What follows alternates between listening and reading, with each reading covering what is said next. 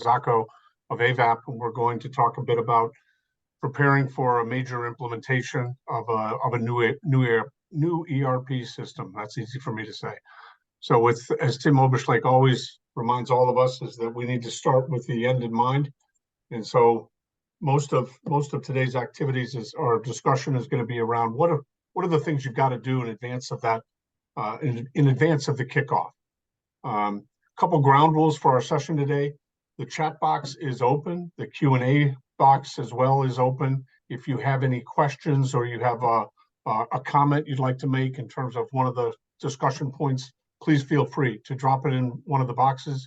I'll be monitoring that. Vanessa will be monitoring that as we go, and we'll address those questions as quickly as we can. And if you will, try to make the session as interactive and as useful to all of you as possible. This is the second of a series of webinars that we're conducting. Maybe some of you were able to join us on September 19th for the discussion around system selection and kind of a new approach to selecting ERP solutions for your business or organization. Today, obviously, we're going to talk about implementation prep, and again, what are the key activities, kind of the critical success factors that need to be addressed pre-kickoff. And then we're also having a third session. Again, if you can join us in the middle of November 14th, to kind of talking about lessons learned and best practices and around getting an ERP implementation right, meaning, kind of driving an implementation to success. Oftentimes you define success at the beginning of the project, and you get to the end and you look back and go, did we really achieve what we set out to accomplish? And so we're going to try to talk about techniques that one can use to ensure that they achieve the objectives that they sought to achieve at the very beginning of the project. A little bit deeper discussion around, or deeper introduction of who's talking to you today. My name again is Tim Atkinson. I've been with Avaap for 2.5 years. I'm responsible for our business on the East Coast, and I've had a lot of experience with ERPs over the course of my career. And with me are Angelo Mazzacco and Tim Oberschlake, both of which have had a number of years with Avaap, but more importantly, have also sat in the seats of a CIO in both healthcare, higher education, and even in the consulting professional services space. So I think amongst the three of us, and I'm actually going to spend most of my time directing the conversation to Tim and Angelo as to what experience they've had in terms of preparing for major transformations and getting those transformations correct. Quick snapshot on Avaap for those of you who may not know much about our background. We're a company that's been around for almost 20 years and have been involved kind of as a boutique consultancy in major ERP implementations, including Workday, SAP, Oracle, Infor, etc., as well as a whole discipline around advisory services, or what we can call advisory services, which include management consulting, evaluation, selection of technology, data analytics, and helping clients make sense of all the data they're gathering, as well as a very, I would say, world-class change management practice. And virtually every ERP implementation we find ourselves involved in brings to the table a need for some degree of change management. So we blend that into all of our work. And on the slide there, you can kind of get a feel for the kinds of work we do, and with the logos at the bottom, the organizations we work with. We're spread across higher education, state and local government, healthcare, not-for-profits, and then we work, of course, outside of that, as the case may be, with clients that come to us and ask for assistance. So hopefully that gives you a little flavor for who we are and what we do. Now we'd like to ask the audience for a quick survey. I want to get a feel for who's on the line. What is your knowledge and experience with what we refer to as phase zero? Phase zero being those activities that take place before the formal kickoff. Have you ever heard of phase zero? Have you participated in phase zero activities? Do you find yourself today in the middle of a phase zero activity? Have you participated in multiple phase zeros? In other words, multiple implementations and the activities associated with getting them off the ground properly? Or did you just search Google to find out what phase zero meant and you thought it was really about clinical trials? Just want to get a feel for the audience and your experience and knowledge of pre-implementation preparation, phase zero type activities. If you will, just take a chance to check one of those boxes and we'll get a feel. There we go. I have participated. Good, look at that. 60% has participated in phase zero activities. So Tim, I'm about to hand the microphone to you. The audience may know as much as we do about this subject. So good luck with that. But thanks again for joining us, and you'll hear back from me at the end to wrap up the session. Tim, it's off to you. All right. Thanks, Tim. I appreciate it. So first of all, I think we have to define what is phase zero. And again, at the beginning of this, we talked about preparation activities. Really, we're talking about after you've selected your system and you actually need to do your implementation of your system, what are those activities that prepares you both for that? And some of these things that we're going to talk about may not just be done before you start your implementation. It may be things that are done in parallel with your implementation as well. So again, we'll talk through a number of these. Let's go ahead and go to the next slide. So what are these things that are part of phase zero? The list that you see here is not exhaustive, okay, but it's things that we've seen on a regular basis as we've done, lots of both system selections and ERP implementations of things that we've seen that organizations really need to address, again, either before or during their implementation to be successful. We're going to be going through each one of these between Angelo and I. We'll be going through each one of these individually and talking about what we mean by each of them as we go through this. In some cases, these will be things that we've seen time and time again, and it could be that you're perfectly fine in these particular areas. What we find is when we do the organizational alignment as part of our system selection, we really get to know an organization. And in some cases, they may have some of these areas really figured out. And if that's fine, we don't need to address them. But in many situations, there's things that do need to be addressed in these areas. And we'll talk about some of those examples as we go through this. Let's go ahead and go to the next slide. So the first thing we're going to dive into is identity and access management. Now, every organization, if they have an IAM strategy supported by world-class organizational, identity access management tools, it's really puts you in a really good position from a security perspective. But what we often find is that when we're doing our organizational alignment in the selection process and learn about your organizations, we find that, hey, you're going to select this new, modern ERP solution that's built in the cloud. Let's say it's Oracle Cloud. Let's say it's Workday. It doesn't matter which one we're talking about, or another one out there that's a cloud-based solution. But the bottom line is what we oftentimes find is there are these choke points that you have in your current system. For example, let's just say that you have Active Directory that is out there used to authenticate into your various systems. Well, if it's on-premise and it's in your data center, what you've virtually done if you're going, let's say, to Workday, is everyone that goes into Workday is going to have to authenticate to this on-premise system in your data center. So now you've actually created a performance bottleneck and a single point of failure for access to a system that could be accessed by anyone, anywhere in your own data center. So that's one of those things when we identify that, we actually have a conversation with you and say, okay, let's talk about, what do we need to do from today until, maybe we start the ERP implementation, or during the ERP implementation, can we move to, if you have Active Directory, should we move to Azure and actually move that authentication into the cloud? If you have another type of, IAM system, out there, is it a robust tool that is going to be able to be utilized appropriately with your new ERP system or not. So again, those are the things that we're going to be getting into as we talk about identity and access management. Now, one example I'll also bring up here is we always encourage, a single sign-on type solution for your identity and access management.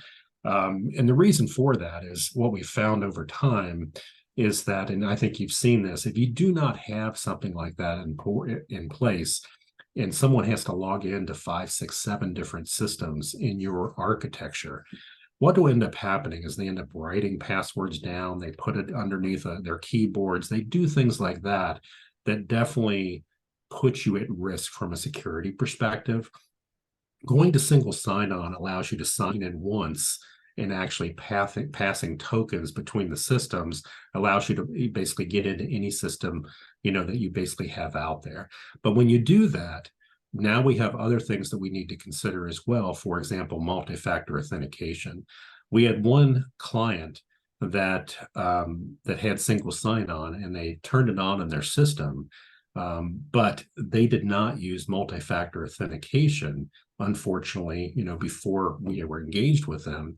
And what ended up happening is that, someone used phishing to actually get one of their employees' passwords, logged into the system, and actually changed their direct deposit information so that their paycheck was going to the hacker in lieu of to the employee. When you have single sign-on and you can get into the system and they've hacked, let's say, your email account, now they can get into any account that has that single sign-on capability in your organization. So always SSO has to be accompanied by multi-factor authentication to verify the identity of the person getting into the system. Other things that we would dive into with identity and access management is automated provisioning. For example, with an ERP system, a lot of times we'll include the recruiting modules on a Workday or an Oracle Cloud or the system that you would select, and that's going to be implemented. The question is, how do you actually onboard your people today? And the recruiting systems of these new modern packages, you can actually automate that provisioning process with, Azure or what have you, to make sure that we're provisioning them appropriately before they even walk in the door, and then onboard them in an automated way as you go forward. But you have to think through the implications of that with your current systems to make sure that you can support that with what you have in place. And that is an integration that you would have to put in place, with your ERP system as you implement it. The other things that we have listed here under strong security policies, zero trust security strategy. You definitely want to do that. You shouldn't be trusting anyone, internal or external. We need to check everyone. Principle of least privilege, strong password policies, regulatory compliance. All these are things that really need to be addressed just in general as a rule. But again, before you would do a large ERP implementation, you want to make sure you tackle these and have these type of things in place. Okay, so that's identity and access management. Let's go ahead and move to the next subject if we could, and that's data strategy. So on the data strategy side, one thing that always comes up with an implementation of an ERP system is organizations by nature, they say, hey, I want to turn the new system on, and when I do, I want to turn the old system off. Thus, what I want to do is I want to move 15 or 20 years of data from my old system into my new one. And what you're going to hear consistently from all the vendors and any implementation partner for an ERP system is you really shouldn't be converting all of your data into your new system. And the reason behind that is, let's say you're converting data that's 5 years old, into your ERP system.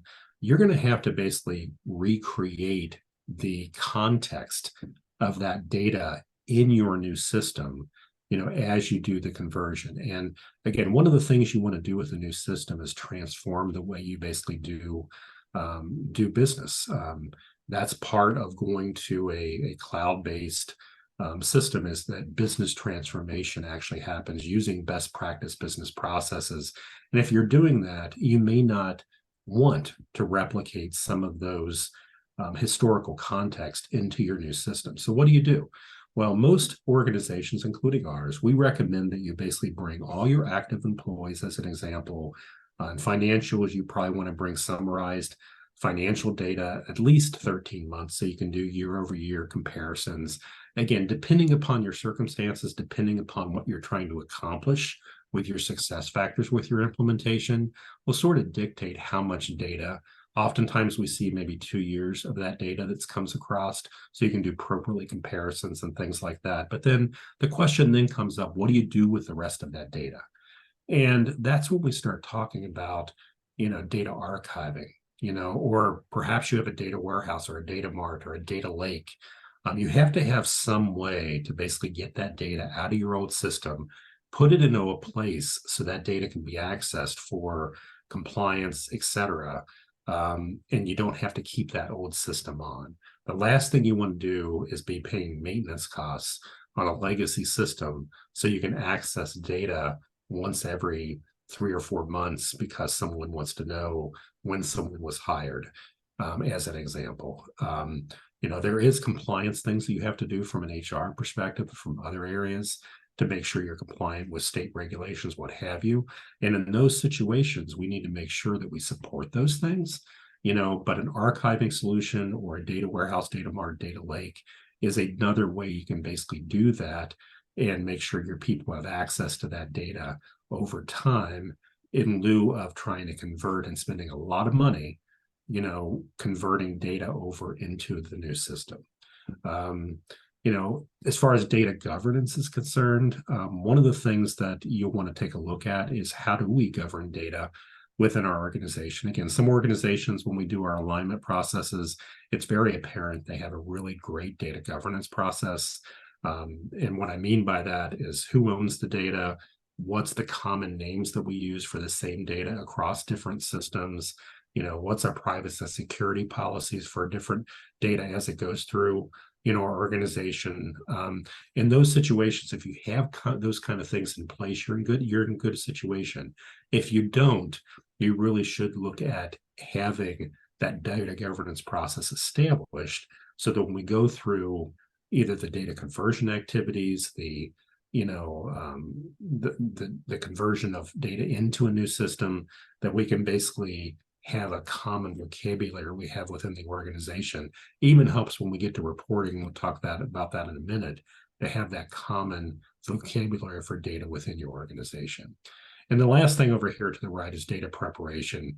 One thing that you can definitely do before you start your ERP implementation is start cleaning and consolidating your data and the sources and making sure that you understand what is the critical data that we need, what's our retention policies that we need, what are the regulations out there, whether federal, state, what have you, of how often, how long we have to keep specific data, and what specific data is it that we need to keep in advance of an implementation.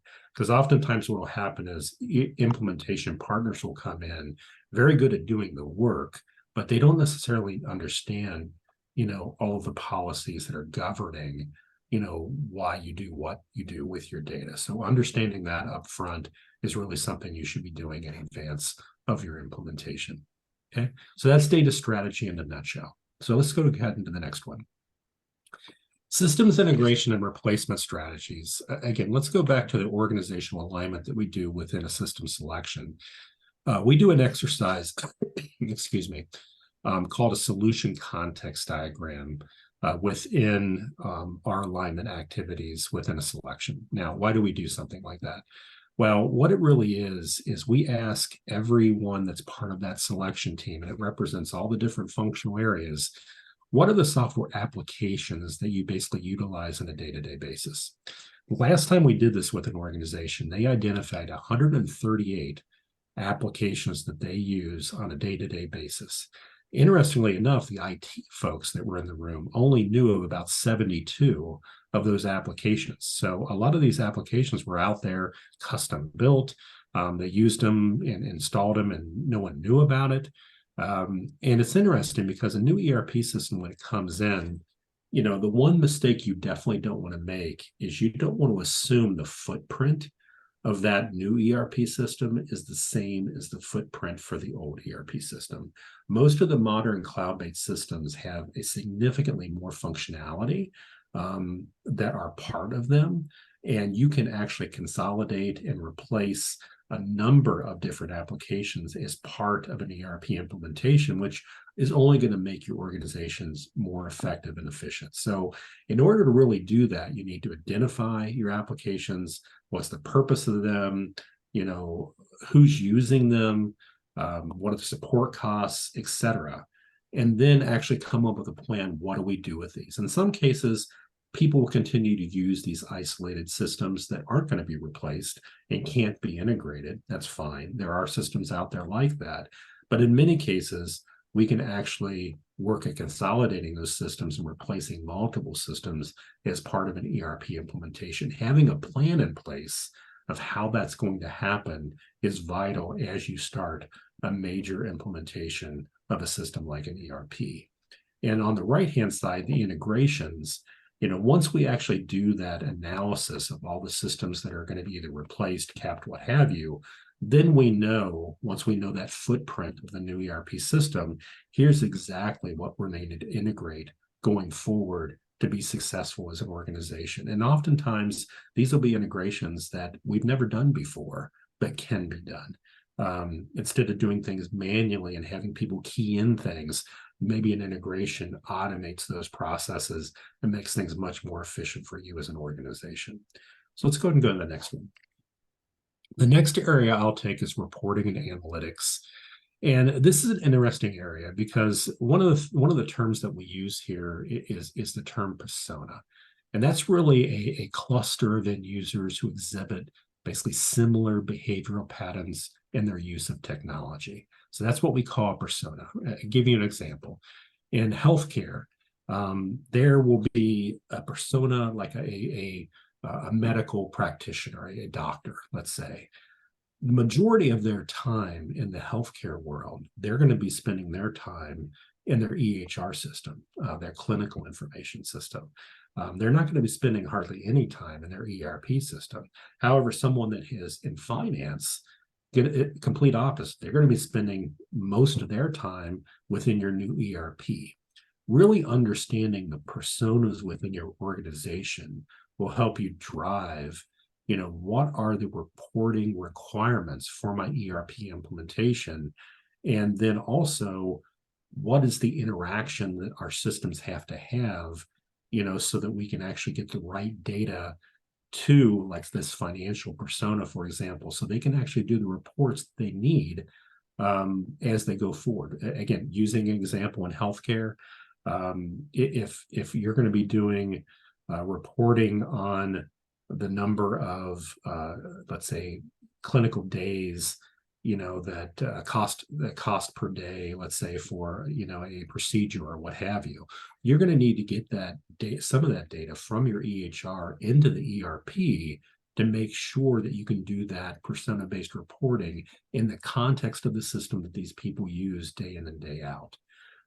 Similarly, people that are in the EHR system may bring in some data from ERP so they can see that data in the context of the system they use day in and day out. So really understanding these personas is really important, as we go through the process of preparing for an ERP implementation. A mistake that often happens in an ERP implementation is we go through and we want to do reporting for everyone. But what we find when we actually look at how people use these systems, some of the personas never will use the data that you or the reports that you've developed. So understanding how people will use these tools is really important as we move forward. Now, reporting options that you see here, what tools are going to be in place, what is our capabilities, and then matching that with those persona-based requirements allows you to create use cases then that will allow you to properly prepare for the reporting development activities that you'll need to be doing as part of an ERP implementation. What are those? you're going to identify the system reporting requirements, gather reporting inventory, determine what is already in these new systems, because again, example, Oracle Cloud comes with a significant number of pre-built reports in the system already. Can those replace some of those reports you currently see and do within your ERP system? Probably. Okay. And then actually determine what the gaps are and what development needs to actually happen within your new ERP system as you move it forward. So at this point, I'm going to turn over the conversation to Angelo, and he'll go over some of the other areas that we see need to be part of your phase 0 thinking. Thank you very much, Tim. What I'd like to start with is organizational design and change management as part of phase 0. In organizational readiness, you have to gain a high level understanding of the change gap between current and future best practices. That's very important. You need to also define functional and technical leads. Having the right people as decision makers is going to be so important. Up to this point, really, we haven't talked a lot about the people, and that's something that's so very important. We need to determine internal change champions, both from within the implementing organization, but also the client. You need to identify key backfill resources for the key people needed in the implementation. What happens should someone not be able to be there at a certain time? How do we backfill? We need to review and understand the solution vendor's adoption toolkit for training content. It's very important to understand. Remember, the client will only be going so far with this. The implementation many times is handled by a vendor who has a specific toolkit. And so we'll have to understand that and be certain. We'll need to create change communication plans and identify who are all the stakeholders. We'll need to gain a high-level understanding of the collective change gap between the current and future best practices. Once again, very important. I'm reminded of a saying that someone once quoted, which is, org change effort starts at the time of rumors. That does not mean that it begins at the time that we begin this process. It needs to begin before that. So change is so important. Change management is so important in this process and needs to begin in advance of when the project begins. And by the way, that was Janet Denton who quoted that.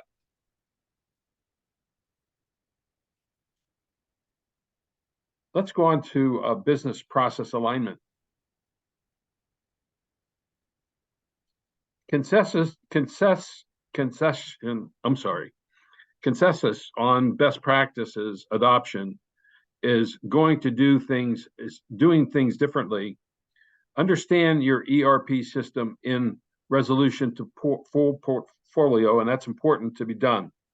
We need to understand the full inventory of the in versus the out of the scope as the business processes are going to be fulfilled. We need to focus on the what for now. The how comes during the configuration sessions in the implementation. Document your unique and strategically differentiating processes, and this may have to deviate from best practice in the solution.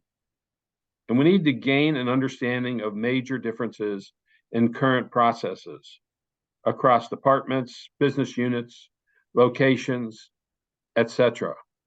So those are some of the key items that we need to be aware of with regards to business process alignment.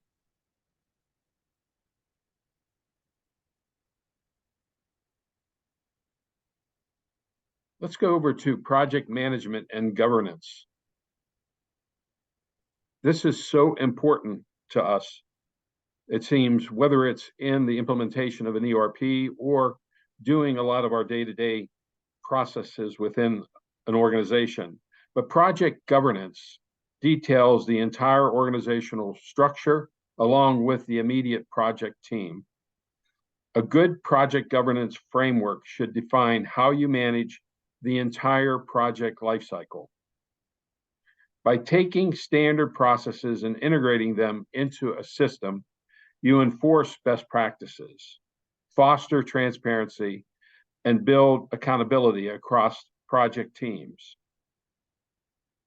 Decision-making process is fundamental to the structure. Also, well-defined project milestone approvals and sign-offs are important. We need to set up a risk management process. We need to be aware and ready for those things that aren't always considered that may happen. We need to set up a change control process. What should we do should there need to be a change? How will that process be followed? Also, foster a culture of continuous learning that allows project teams to continuously improve and to discuss lessons learned in a blame-free environment. That's pretty important. You know, a blame-free environment. It's very important that we have a process in place so that things continue to move, that there isn't a delay simply because people want to find out who did what. We need to define a process so that we continue to move, we continue to flow, and we're not pointing fingers. Also, from a people standpoint, project governance describes the objectives that project managers must achieve. These objectives are clear, achievable, and sustainable. It is best if senior managers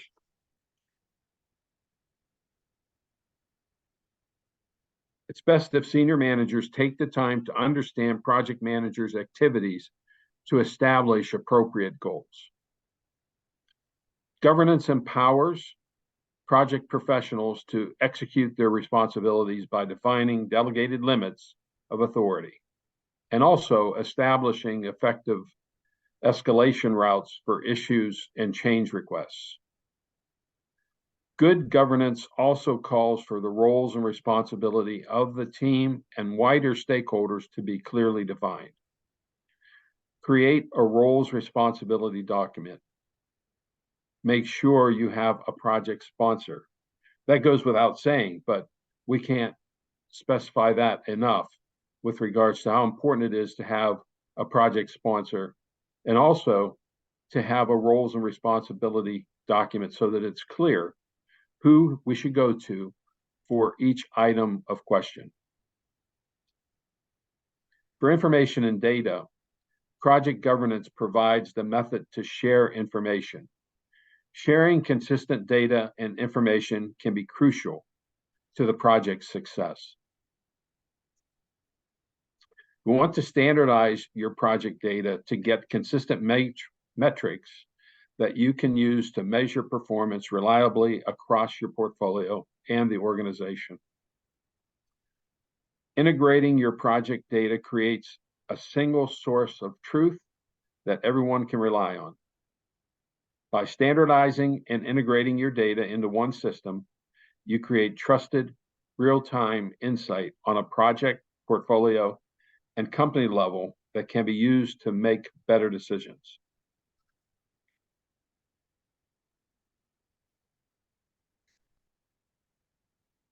I think we can go to the next page for this diagram. And this defines the executive sponsor level, the steering committee level, the project management or PMO level, workstream leads, and the team members. So this diagram shows the typical governance structure for decision-making that is critical for project success. Consider the hundreds of decisions, issues, and risks, both large and small, that need to be made on a project. Think about it. How many there could be, especially some of these projects can take a year. Governance aims to establish an environment whereby team members are empowered with the right information to make effective decisions and resolve issues and risks. You know, executive team not confident the team understood the strategy vision. That could be a client example, for instance, if the team just wasn't confident. So the tendency was to bubble up decision and issues to the executive sponsors, who could then validate against the original vision. Rather, governance was modified, create a vision packet for entire team to read and reference during each design and configuration session. So what that means is, let's try to think ahead of time and put together a packet, say, for the vision of this project and where we want to go with it. Don't wait until something bad happens and then try to determine, what we should do. So it's very important that we put together a proactive approach in our vision for this project. This is a very complicated project, and in most cases, by doing things proactively, we're going to get much further ahead. We can go to the next page, please. Angelo, let's take a let me let you catch your breath. Couple questions from the audience, and I'll let either one of you sort of address them. But for example, Tim, I think you talked a bit about organizational alignment. What are the kinds of things that can go astray or askew in a project if you don't have good organizational alignment up front? The one thing that comes to my mind right away, because I've run into this before, is that many of the people on the project are going to remember to how things used to be done. And perhaps back in the day when we were doing this at a different time and place, and it was pre-cloud and, pre-ERP, and we were doing sort of on-prem type implementations. And usually what happened at that point was that you called out the developers to change code in the program, and because you wanted things to work the way that they used to. Well, as we now know, these cloud-based ERP solutions are very much different, and those kinds of things don't happen like we used to. So how do you remind, or how do you educate those from the old school, so to speak, to now understand that this is more of a configuration-based solution as opposed to a code-based solution?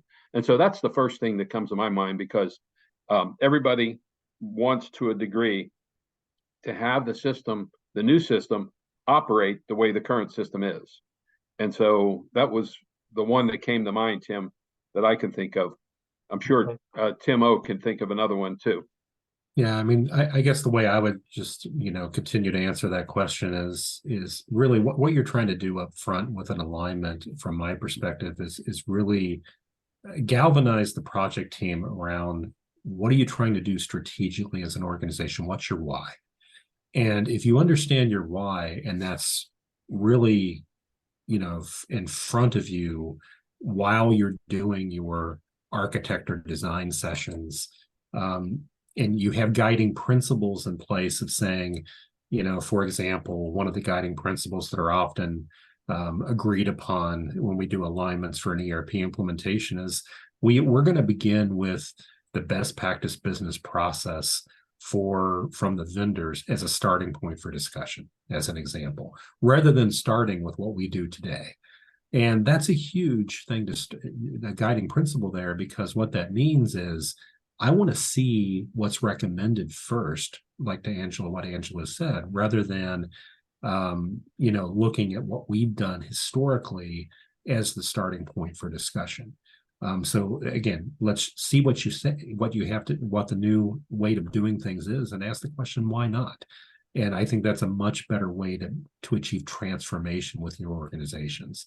The other thing that I point out there is really one important thing of that alignment up front, and having a vision statement, opportunity statement, having your project objectives and success factors laid out, and guiding principles and all that stuff in place, is if you do have leadership changes, because these projects will take some, the shorter ones maybe 9 to 12 months, many take 18 months to 24.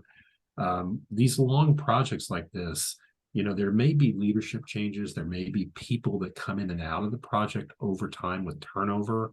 Having something in place that we can actually get those new leaders on board with everything that was decided before them to make sure that we're all on the same page moving forward and don't have to rethink everything, is really vital too, to make sure we stay on track for an on-time and on-budget implementation as you move forward. Good, good. All right, thank you. Good. A couple other thoughts or questions. You mentioned creating personas or at least recognizing that different personas exist within an organization. Who goes about determining personas? I mean, how do you do that? I mean, is a steering committee decide that? Does the PMO decide that? How does that happen? I honestly think that happens primarily by the industry you're in.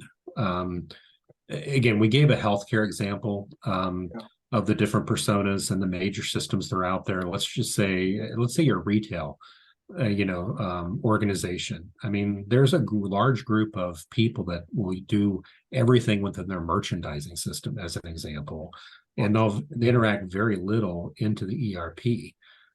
Understanding how your people work and what those personas are for your industry, for your organization, is really important as you determine how you're going to present data to them as we go forward.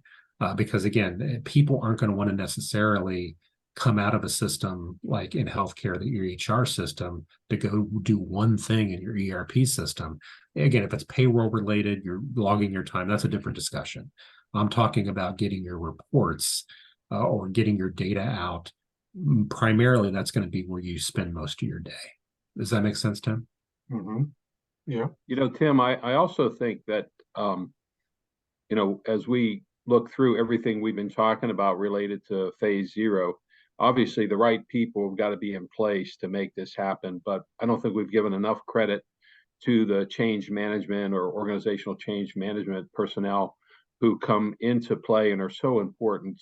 And I can't say enough, because I've seen them single-handedly make these projects success, because they truly understand that anticipation of what the issues may be. And so I just want to give them the credit. And I've seen organizations before try to do a project like this without people who are expert in change, and it isn't anywhere near as successful. So just want to put that plug in. Yeah. Okay. All right. One last question before we jump back into the benefits recap and so forth. What you've outlined here in kind of 6 different domains are different kinds of almost a checklist of things that somebody should think about before they kick off an ERP project. And this is going to be an unfair question, but I'll ask it anyway. If you had to pick one thing from the list of the 6 domains that you just outlined for the audience, what would be that one sort of critical success factor that you think everybody should focus on? I mean, or at least not forget to focus on. What's the one takeaway, the one key message for the audience about do not miss this one? Because, and Angelo, I think I'm gonna answer it for you by saying that change management was going to be one of them, but or some sort of very focused change management work stream based on your earlier comments. But any other thoughts there in terms of what's the critical success factor out there? Let me take a crack at this first, Angelo, if I could. I mean, I'd say the one thing that has been our secret sauce at Avaap for success of ERP implementations historically has been the integration of project and change management, as Angelo had said. Okay, and I think being prepared for the change that's coming in front of you is important, but that also is something you have to do during your ERP implementation. I'm not sure Tim, to answer the question, I would say that one stands above them all because they all end up being very, very important. And depending upon the capabilities and preparation of an organization, they may have, 5 of these completely ironed out before an ERP implementation starts. And let's just say data conversion is the only one they haven't figured out, or, the only one that they haven't figured out is the identity and access management, as an example. Well, that ends up becoming the one that could be a hurdle for them as they move forward. So every organization, I think, is going to have a different answer, but project governance, organizational change management is always going to be important in the project. Again, let me take a different turn on this as well.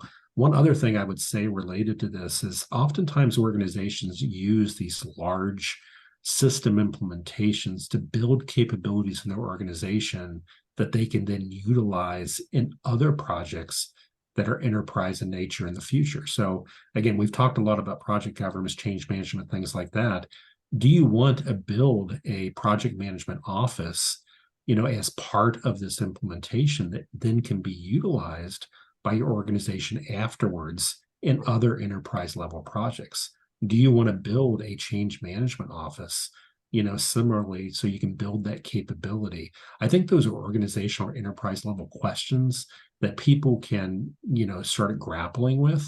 And if the answer is yes, then again, those end up rising to the top of the things that we really want to have prepared in advance, so we know that we're building this capability and we put the right people in place to do this over time. Does that make sense? Yeah, to your point, I know we completed an Oracle Financials implementation for a higher education institution here in the Mid-Atlantic not too long ago, and they literally took the financial implementation as an opportunity to build their change management center of excellence. Yes. They leveraged our team during the course of the project to, in essence, kind of, it's the you can feed them fish or teach them how to fish. I mean, they took them how, they took advantage of our change lead and asked her to kind of lay the groundwork to build their own center of excellence. And now, as they move towards an HCM implementation, they're now looking at it as, we're gonna apply our change management COE to the HCM and the HCM implementation. So, and I think that I think they're also planning to consult with us, but at the same time, they've built up a capacity of their own to proceed. So, you make a very good point. Tim, I was going to add too that I think it's been mentioned, but I want to stress project governance and decision making. Think about, I know Tim O has done a lot of these studies and implementations. If you got a person like Tim or one of his sergeants, so to speak, this project is going to get done so much more smoothly. So the project governance, the decision making, how are decisions made from the top of the organization to the bottom, and who is that sort of PM that's driving, or the PMO that's driving this whole process. So if I had to go beyond change, it would definitely be project governance and decision making, because it's going to really minimize risks to a great degree, especially if you have the right people playing. So I just wanted to put that play in too. No, good. All right, I back to the script. Can you, one or both of you, kind of recap the benefits here? I think we've talked about some of them, obviously, but kind of sum it up. Sure. This is really phase 0 is all about trying to minimize risks. Try to make sure that we're engaged with the stakeholders, engaged with the organization, with the client, with the implementers, to make sure that things go smoothly, and even more so than they would have, had we not used phase 0. We provide a checkpoint in this process to see how well they're prepared. Are they ready to go? We're going to improve confidence for sure within the organization, especially if they're ready for success. If they're not, we're going to work with our team and our change folks to make sure that they are ready. General awareness of best practices to come during the implementation are important, with an associated degree of change in process and supporting roles and jobs. And to some degree, it becomes like an education process. Also, early informing of any in-process systems and process work, start, stop, continue, needs to be aware of. And also early understanding of the order of magnitude of the overall change gap across the organization informs them implementation planning efforts. So all that we're talking about in phase 0 is going to make our system implementation go much smoother. It's going to improve everyone's intelligence on the organization who's part of this. We're going to have a better understanding of the implementation scope and level of effort. Early on, we talked about it being so important that we know what's in scope and what's not. And that is another major part of this that will make sure that when questions come up, we know who we go to within the hierarchy and who can answer which questions. We also enable more accurate implementation planning through this process. And I think those are the key items that we wanted to bring out in this presentation, Tim. Yeah. All right, so I'm a simple man, Angelo, and Tim, all of you guys both know that. So I sum it up. What you just said, Angelo, I sum it up this way.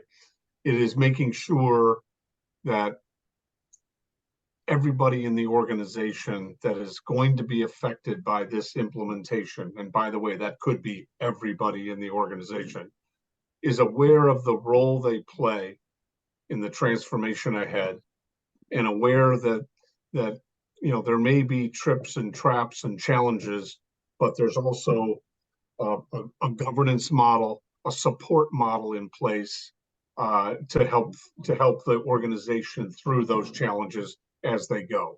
I mean, is that and I'd say by design, is that kind of the objective of a phase 0 setup? Yeah, Yes. Tim, I think you have that right. I mean, I think ultimately at the end of the day, it's that preparation. I mean, as you know, on these type of projects, time's money, right? If you have a delay in one of these projects, as an example, let's just say you have a full suite ERP implementation, and if for some reason, something goes wrong in the implementation, you can't just move a go live out 2 weeks if it includes payroll. It has to be done at the beginning of a quarter, as an example. That's a big deal, because if I add 3 months or 6 months or 9 months to my project, you're talking hundreds of thousands of dollars to millions of dollars of impact. So these type of activities that we talked about is really making sure that you're prepared so that you don't have those glitches that cause those time delays and such like that, trying to figure out solutions in the midst of a project that is under the gun, so to speak. You want to figure these things out before you get into the critical path, so to speak, of the implementation project as you go forward. Vanessa, are we going to do another slide or survey, or okay? Yep, one more poll coming everyone's way. So if you would just kind of give us a feel for where you may be in the life cycle here. Planning for the transformation, in the midst of a software selection, maybe in the midst of some of this pre-kickoff planning, which we refer to as phase 0, or you may find yourself in the middle of an implementation. Please give us an indication of where you may be in that journey. We'd appreciate your input.